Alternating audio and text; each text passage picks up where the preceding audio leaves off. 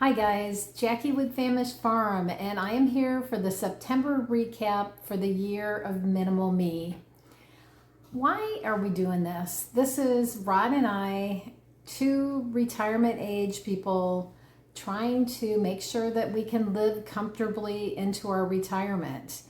There's lots of parts of that, but the main ones I'm trying to recap every month are our budget, decluttering efforts, and my weight loss journey. And why am I doing it on YouTube? Well, I'd like to ask for your help in staying accountable. I want to be transparent about this process. I can always use suggestions, criticism, anything that maybe your family is going through that could help us be successful. So first up is our budget. Part of this is my income from my soap business. I look at that every month. The months that income is good, everything's great. But this month was more of an average month. So there's not a lot of fluff in the budget. That is concerning, and that's one of the reasons that we're doing a budget at all. We want to make sure that every month can be a fluff month. We did make a trip in September, which increased our expenses for gas, obviously, and for groceries. We bought things that we wouldn't normally buy, that we would buy just for the campground. While the trip was fun, it kind of led to an increase in our budget overall. $100 for the campground, probably another $100 additional for the groceries, and other related camping expenses, things that you kind of have to restock that you forget about, of course.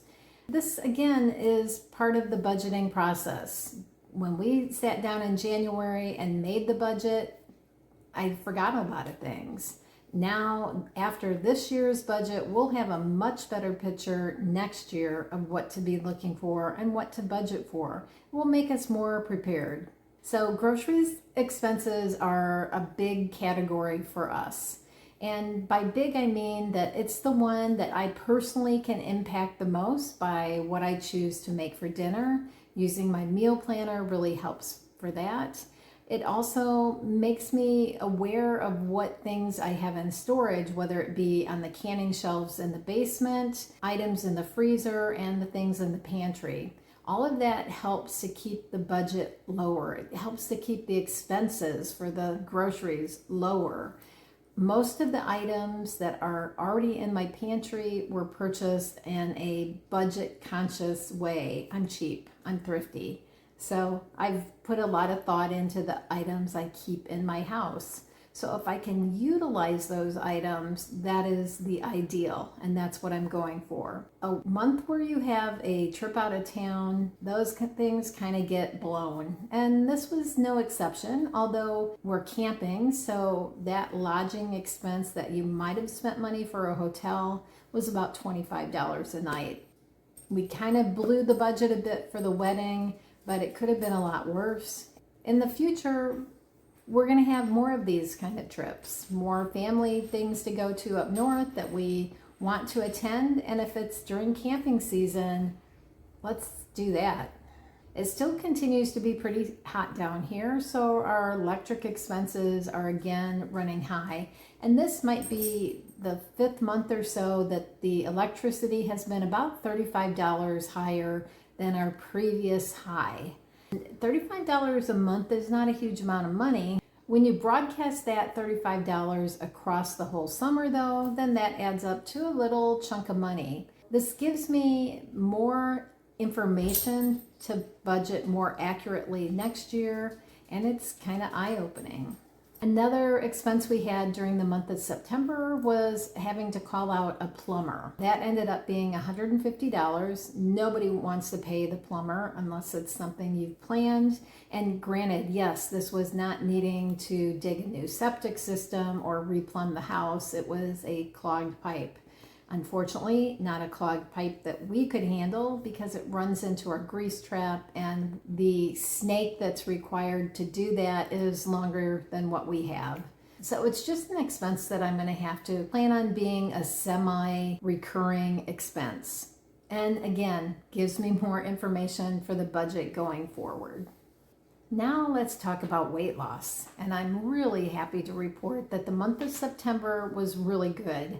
I started the month at 172 pounds and I ended it on September 30th at 167.6.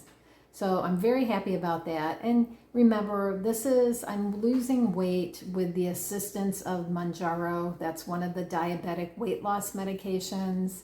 I am a binge eater. Without that, losing weight is impossible. It's simply impossible for me. I wish I had more self-control. I wish I had a way to keep my mouth shut, but I just don't seem to have an off button. So Mounjaro has been godsend. It's a miracle. Going forward, I'm starting to realize that I'm not going to have my good insurance forever. I am only paying $25 a month for my 4 injections, once weekly injections. I know that once I'm on Medicare, that is going to change, and I'm not sure how good. So it makes me be more aware of things going on in regard to these drugs and the insurance coverage of them, and it makes me want to advocate more to make sure that prices are kept in line so average people can afford them. If I have to pay hundreds of dollars out of pocket every month for Mounjaro, I simply won't do it. I can't do it. That's a bummer, and it's just something I need to be aware of. Unfortunately, Mounjaro, it has to maintain a constant level in your bloodstream to be effective.